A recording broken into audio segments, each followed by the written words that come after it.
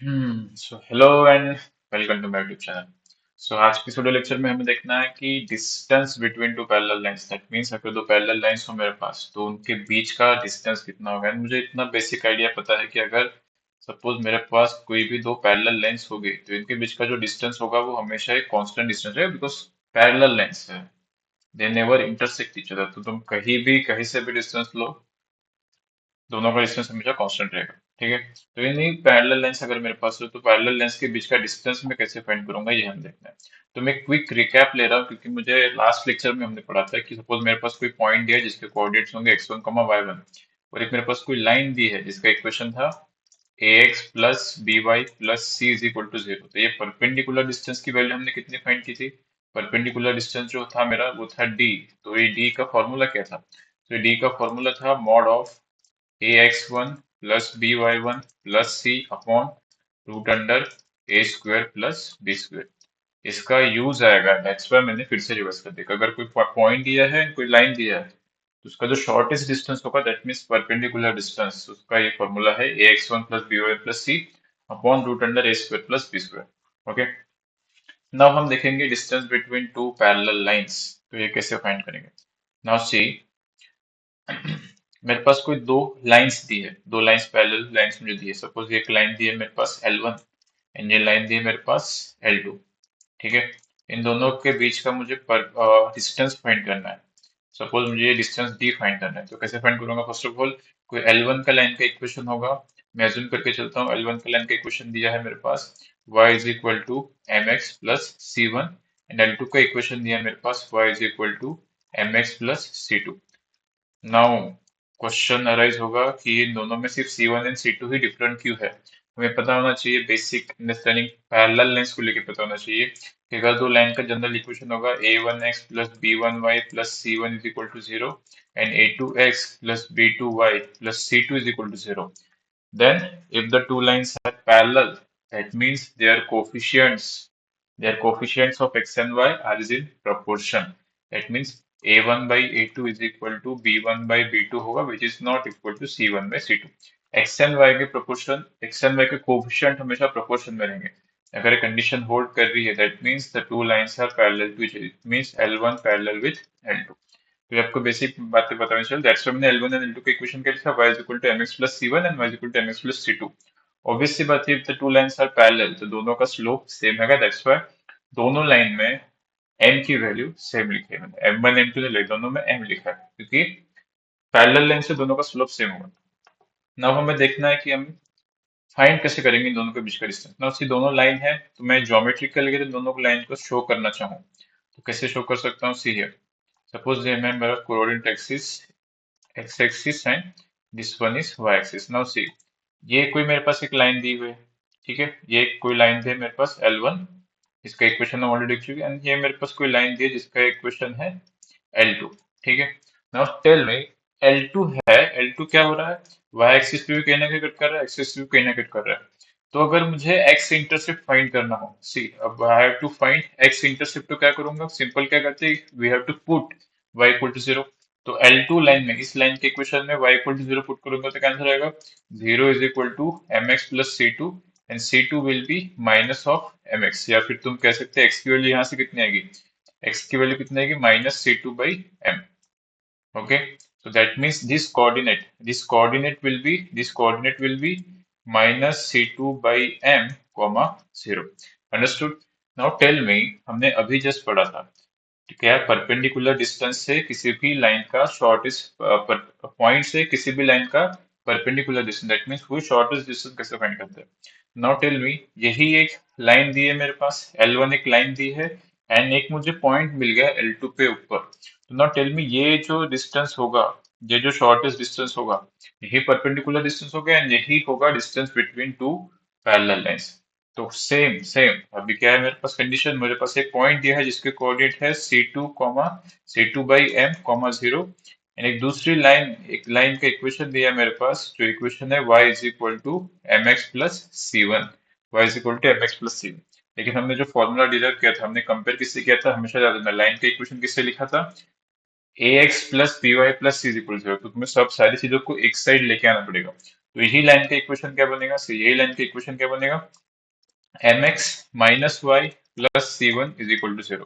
Now तुम इसमें बता सकते हो मुझे what is the value of a here, a is equal to m, what is the value of b here, -1, and what is the value of c here, c1.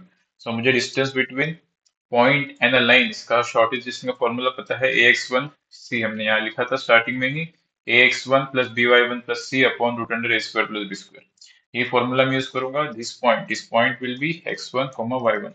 so distance formula क्या था, mod of it is ax1 plus by1 plus c upon root under it is a square plus b square।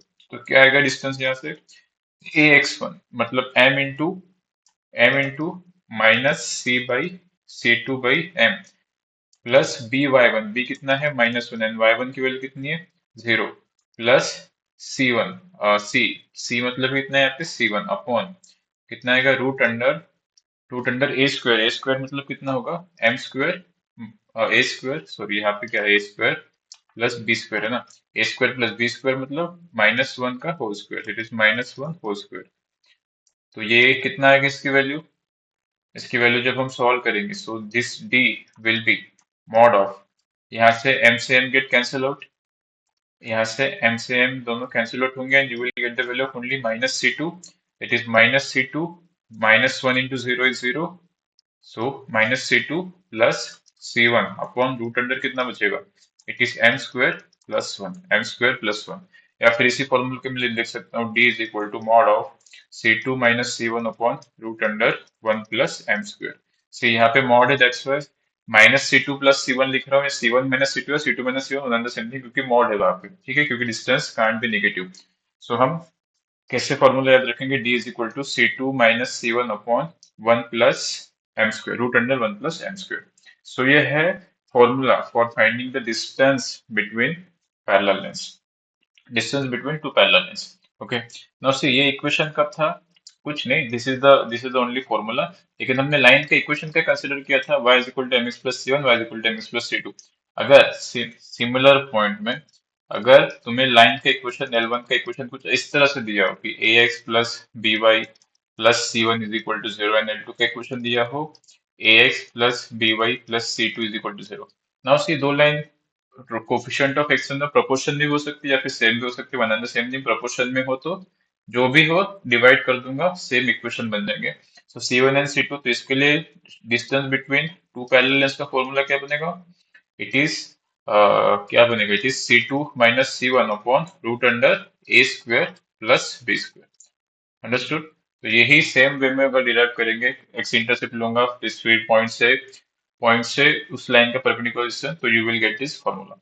Okay, तो कुछ भी हो, अगर line के equation किस तरह से दिया उस हिसाब से हम फॉर्मूला यूज करेंगे। Now see let's quickly one example.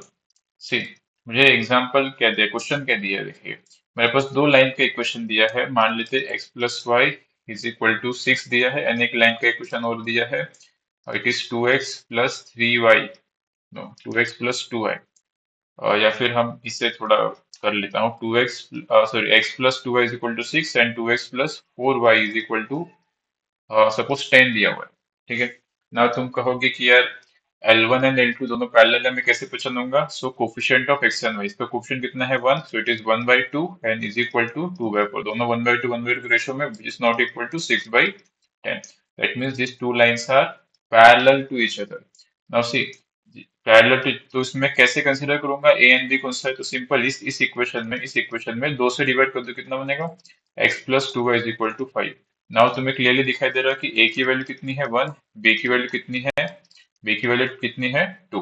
Okay, now हम फाइंड कर सकते हैं डिस्टेंस बिटवीन टू लाइन। तो यहाँ से एक वैल्यू मिल गई, ये वैल्यू है C1 की, एंड यहाँ से एक वैल्यू मिल गई, this value is C2। So distance between two parallel line is C2 minus C1 upon root under A square plus B square. मुझे लाइन का इक्वेशन इस फॉर्म में दिए है, that's why I am using this formula. Okay, so mod of C2 minus C1 means 5u - 6 upon root under 1 square plus 2 square. This answer will be -1/√5, that is 1/√5। Okay, so distance between these two lines is 1/√5। So in this way, In this way, we have to find the distance between two parallel lines. Okay. दो तीन चीजें इसमें ध्यान रखने वाली बात है. First of all, first thing जो हमने पढ़ी थी कि अगर दो लाइंस पैरेलल हो तो उनके coefficient of x and y दोनों प्रोपोर्शन में होंगे. एंड एक फॉर्मूला हमने प्रीवियस वीडियो लेक्चर में पढ़ा था कि अगर पॉइंट से किसी लाइन का परपेंडिकुलर डिस्टेंस फाइंड करना हो तो उसका फॉर्मूला क्या था, ax1 plus b1 plus c upon root under a square plus b square. And with the help of this हमने फाइंड किया कि दो लाइंस अगर मेरे पास पैरेलल है तो उन दोनों के बीच का डिस्टेंस कितना होगा, जो कि फॉर्मूला कितना था, c2 minus c1 upon root under a square plus b square. अगर स्लोप के टर्म में दिया हो तो c2 minus c1 upon root under 1 plus m square. So I hope आपको वीडियो लेक्चर समझ आया होगा. मिलते हैं नेक्स्ट वीडियो में. Thank you.